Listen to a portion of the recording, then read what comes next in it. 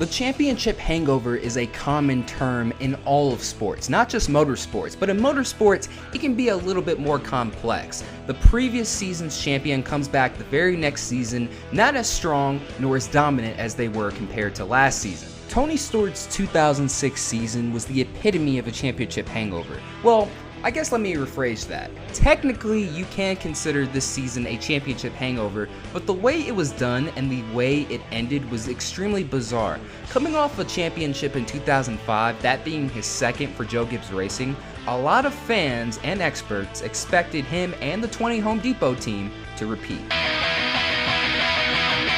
On his way to the 2005 Nextel Cup Championship, Tony Stewart raced to victories at two historic tracks, here at Daytona and the Brickyard at Indianapolis.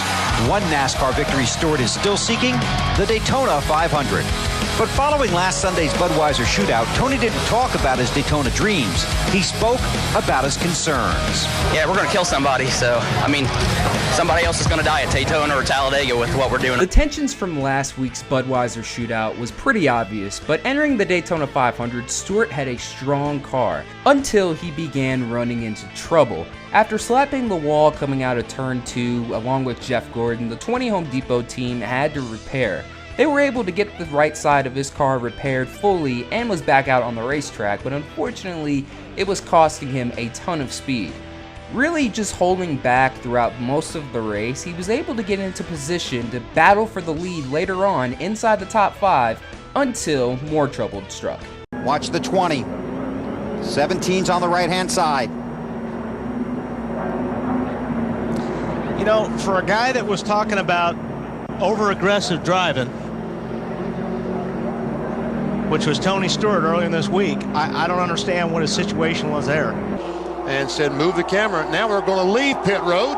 And NASCAR Race Control a moment ago told both these drivers, Matt Kenseth in the 17 and Tony Stewart in the 20, to settle down. The entirety of Speed Week saw nothing but drama and trouble for the 20 team, but Stewart and his team were able to score a 5th place finish in that season's 500, but unfortunately the following week in Fontana, they suffered engine troubles and were mired to a 43rd place finish. At this point, however, there were no signs that the defending champions had any sort of problems.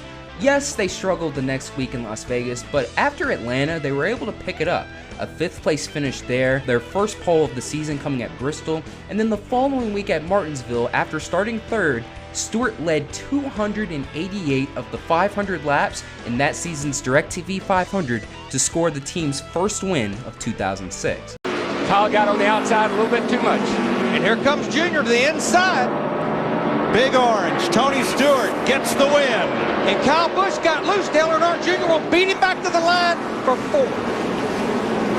Well, it was a good race for 2nd, 3rd, and 4th. It was that.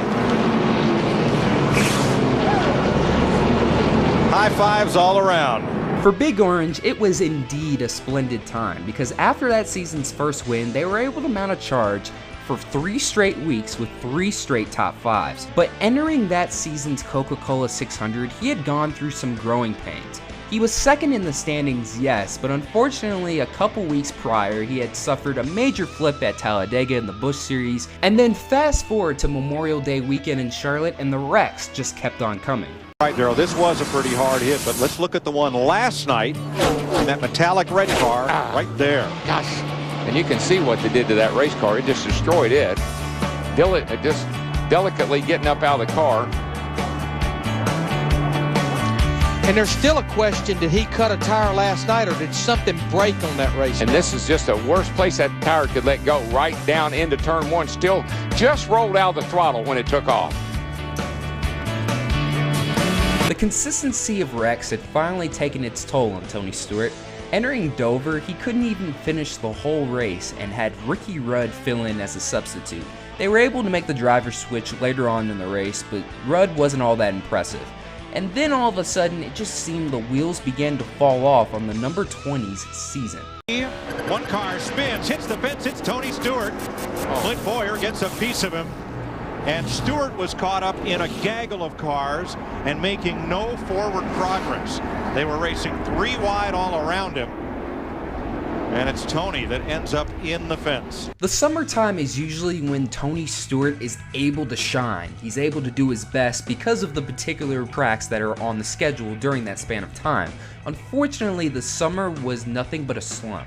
A 42nd at Charlotte, a 25th in Dover, a 41st at Michigan, a 28th at Sonoma put him all the way back from 2nd to 7th in the standings. But it seemed like for the time being, things were okay. He scored his second win of 2006 in that season's Pepsi 400, that being his second win in a row in that particular race, and was able to climb the fence as usual. But unfortunately, the following week at Chicagoland, on the last lap, while running inside the top 10, he lost a ton of valuable points by running out of gas. This led to a 32nd place finish. The next week at Loudon, he finished 37th, and entering that season's cutoff race at Richmond, he was 45 points above the cut line, but in racing, nothing is guaranteed. No, I just got a little bit too high. I went around my teammate and just missed my entry. Got in a little hot and got a little too high, and it just did one of those real slow, lazy spins, one of those I couldn't get it out of. So we'll have to start 40th tonight, but we'll be all right. But they weren't all right. It seemed like that practice wreck pretty much set the tone for the entire weekend. Yes, he was able to muster up a decent finish, but unfortunately, a ton of other drivers who were below the cut line did way better that night, and unfortunately, the defending champion would be on the outside looking in. And there are the championship standings. You know, the guys that finished 1, 2, 3 in 2005, all three failed to make the chase in 2006. Can you describe the shock? Because I know a lot of people, when the season began, they felt like you were going to be the guy to go for back-to-back championships, and just the way this season has been a roller coaster.